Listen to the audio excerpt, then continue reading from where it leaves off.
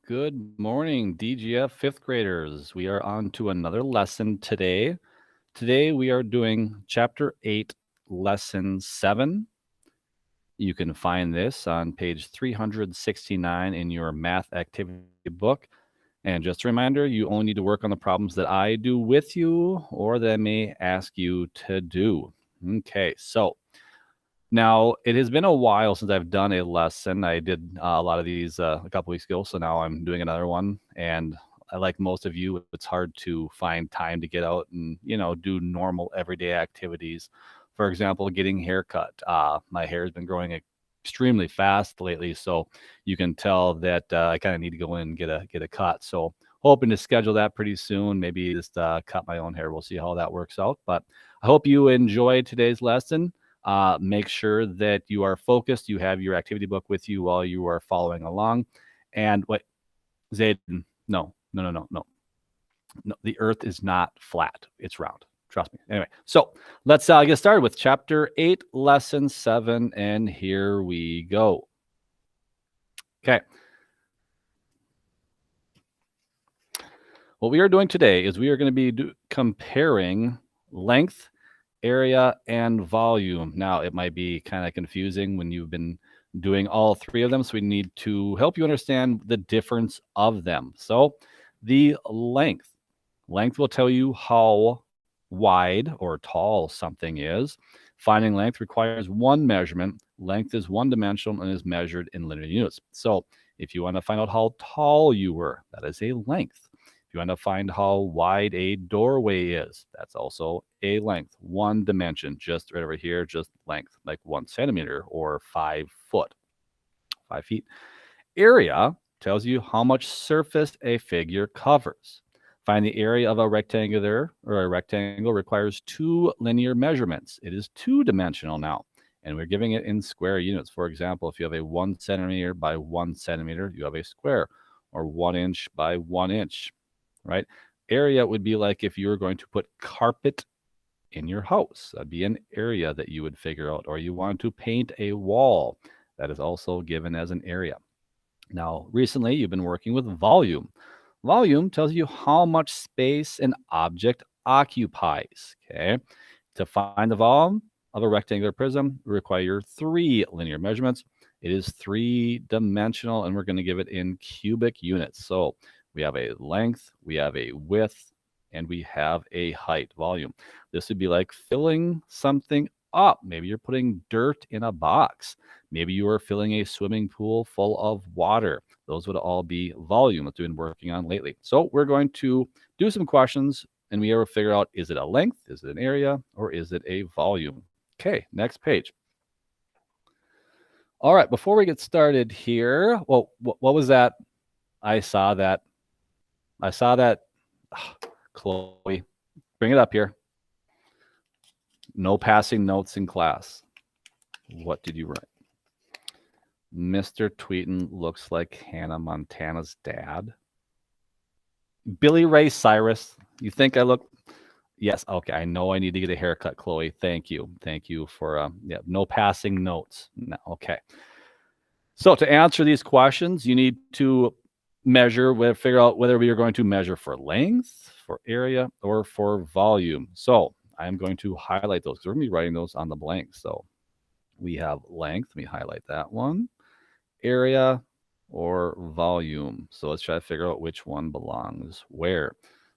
So we have number 1. How much water is in a swimming pool? What do you think about that one? How about Eli? What are you thinking? If you're going to fill up a swimming pool, length, area, or volume?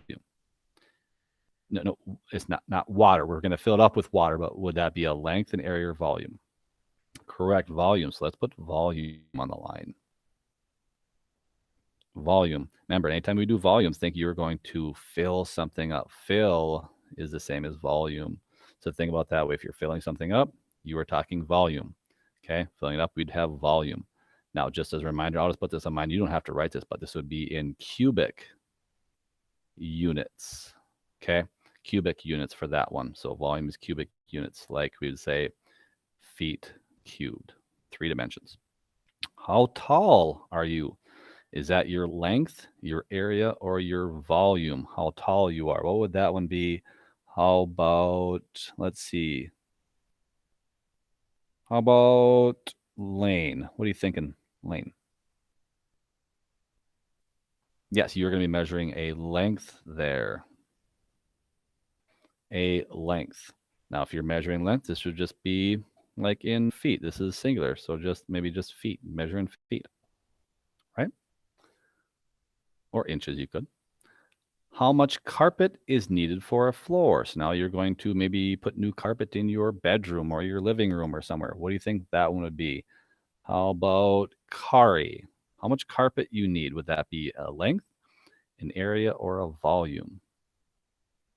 Yes, that would be area. Now, a good way to think about that is you might have a mom or a dad that likes to buy rugs. They call them area rugs. It's covering an area, right? You might have a living room right here. Let's say your TV is right there.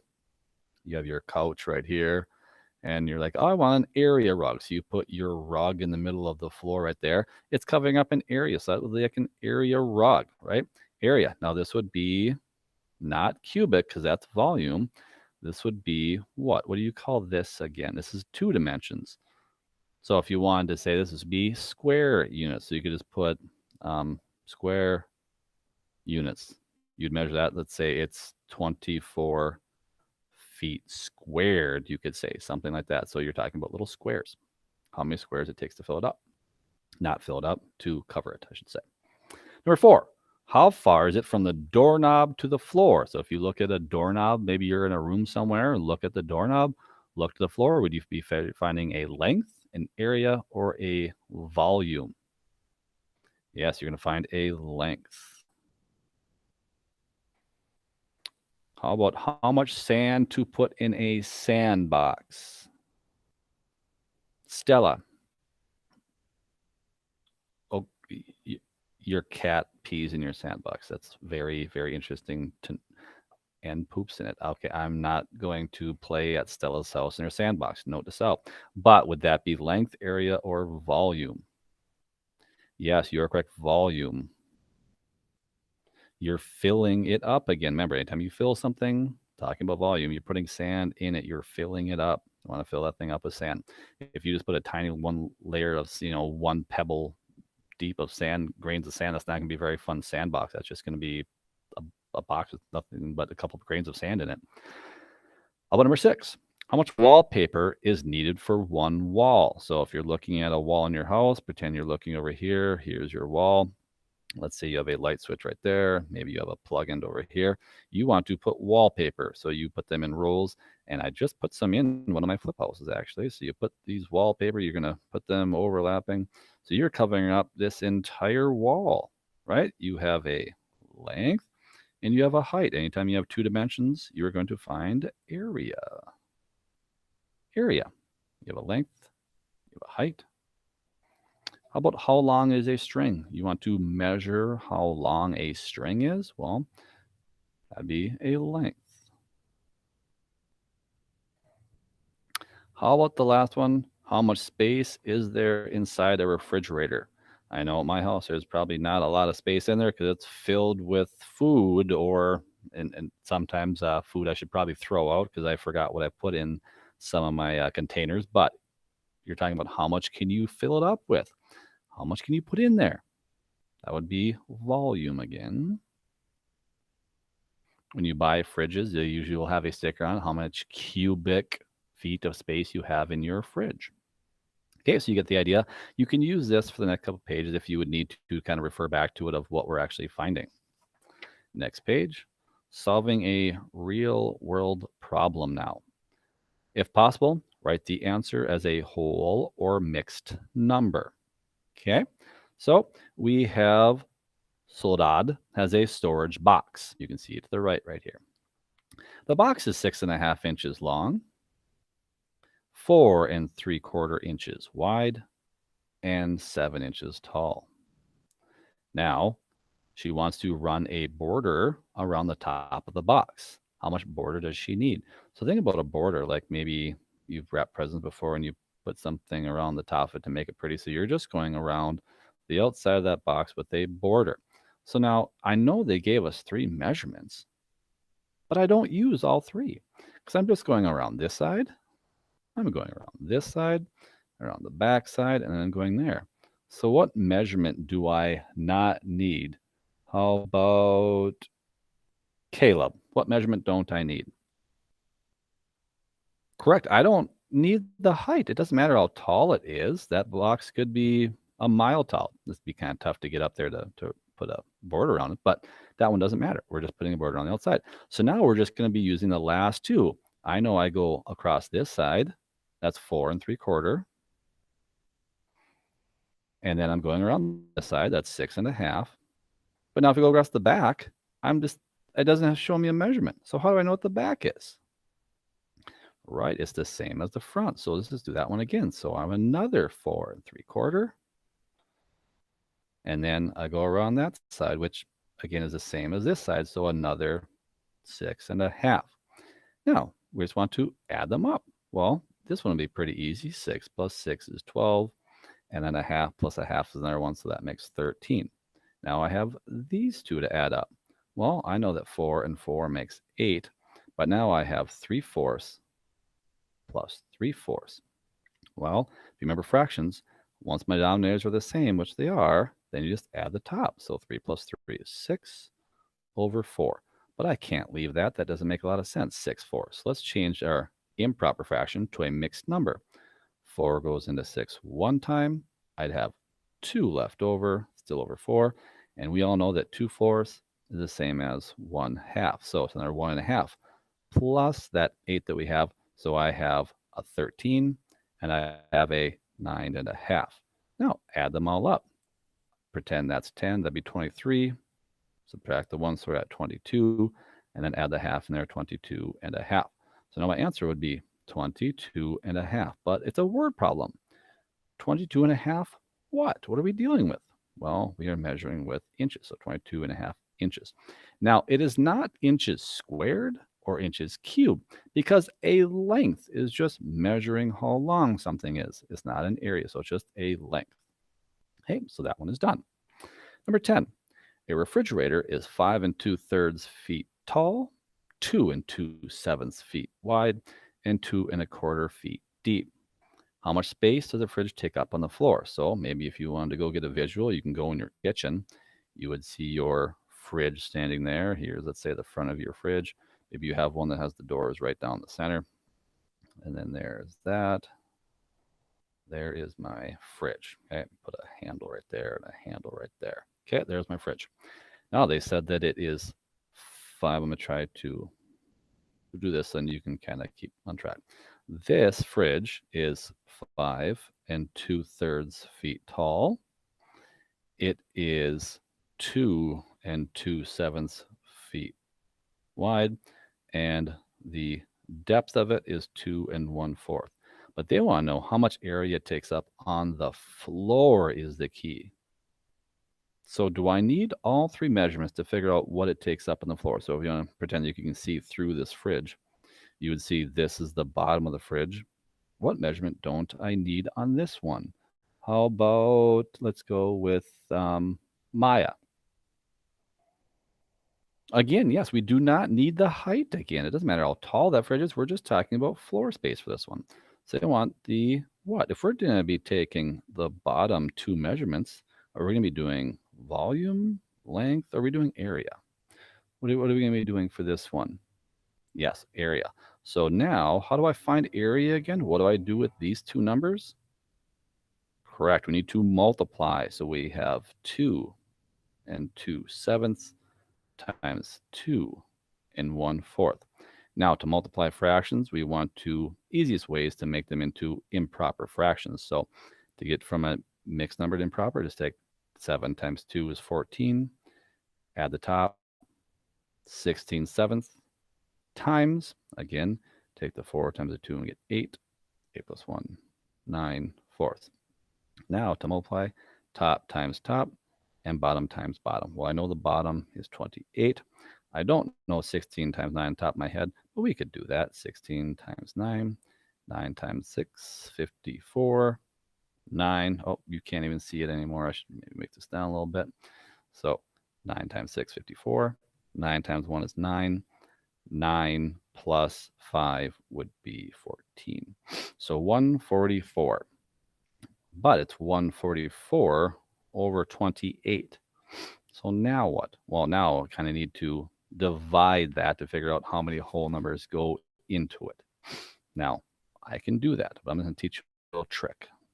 If you ever get a fraction like this and you look at the diagonals, if there's anything that's in common between them, like here, nothing goes into both these numbers. But look at these two. You notice there's a 16 and there's a 4. Is there any number that divides into both of them equally? Yeah, I noticed that 4 goes into 4 one time and 4 goes into 16 4 times. It will make your math easier. It's just taking a step and reducing it for us. So now let's try it. 4 times 9, 36. 7 times the 1 now is 7. And we could reduce these and we'd still get the same number, but this one's easier to work with. How many 7s go into 36? Well, 5, because 5 times 7 would be 35. I have 1 left over, and I keep my denominator of 7. So my answer would be 5 and 1 7. And what are we measuring in again? We're measuring in feet, so feet. But this is an area. And when we do area, we need to have it as a square term. You could also say 5 and 1/7 square feet. Both are read the same way, but you could write them both that way. Okay, let's skip number 11. How about let's go to the next page. Number 12. Now we have Reed. He has a lawn mowing service here, and he charges $1 for mowing a section of lawn that measures 15 square yards. On Saturday, he mows 5 lawns that are each 24 3/4 by 27 yards. So, okay, I know that he gets paid for, let's say that this square of grass is 15 square yards. He gets paid $1 for every one of those. So now we know how big someone's yard is by length and width. We need to find area. So again, we are going to multiply. We're going to find 21 3/4 times 27. For this one, how will you get out of the calculator? And we can use some calculator on this. So let's go ahead and do this. Now I have 21 3/4, but it's hard to do 3/4 in a calculator. But do you know how to do 3/4 as a decimal? Think in terms of money, 3 out of 4. That's 75 cents. So yes, 0.75. So 21.75 times 27. What does that equal? Okay, so the lawns that he mowed were 587.25. Okay, now this was again in square yards. That's how much every lawn was, right? And he's going to be getting paid for every 15 square yards. So let's see.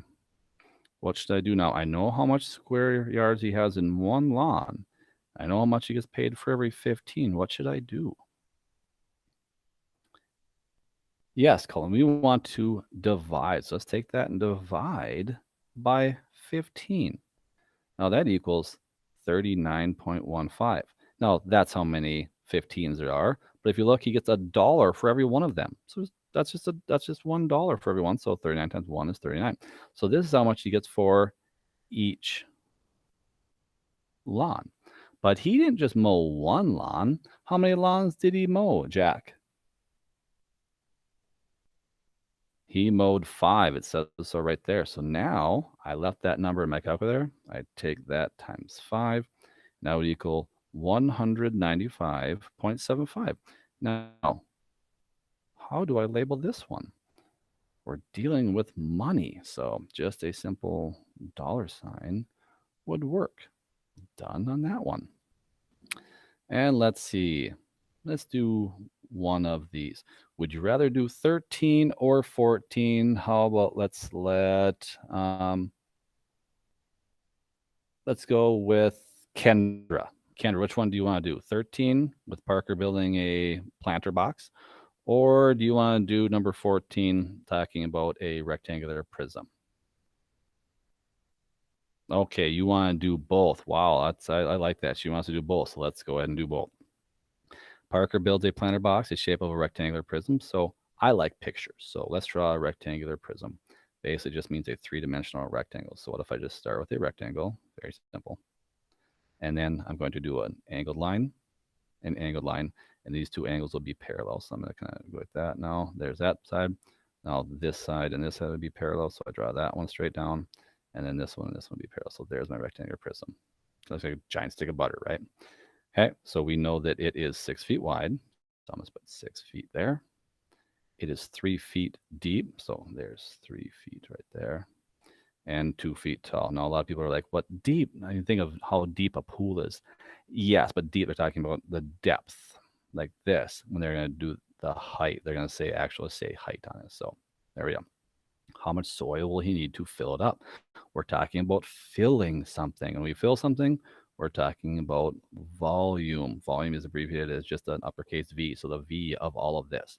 And to find it, pretty easy. All you have to do is multiply all the numbers. So we have a 6, we have a 3, and we have a 2. And remember, when multiplying, order doesn't matter. So if I took 2 times 3, I get 6. 6 times 6 is 36. If I took 6 times 3, I get 18. 18 times 2, also 36. What if I took 6 times 2? That's 12. 12 times 3, again, it's all 36 anyway you looked at. So we have 36. But feet what? We're talking about volume. We have 3 dimensions. So it'll be feet cubed. Or I could write 36 cubic feet. Now, it doesn't sound like a lot, but that's quite a bit of dirt right there. That's going to take you a lot of shovels full. A lot of shovels full. And number 14, a box is a rectangular prism with a square base. So now, it sounds kind of like an oxymoron, but you can have a rectangular prism with a square base. So let's say that's the base. But now it's just going to be taller. So let's just draw it up to here. Draw it up to there maybe. So there's that. Now, let's go there and then there.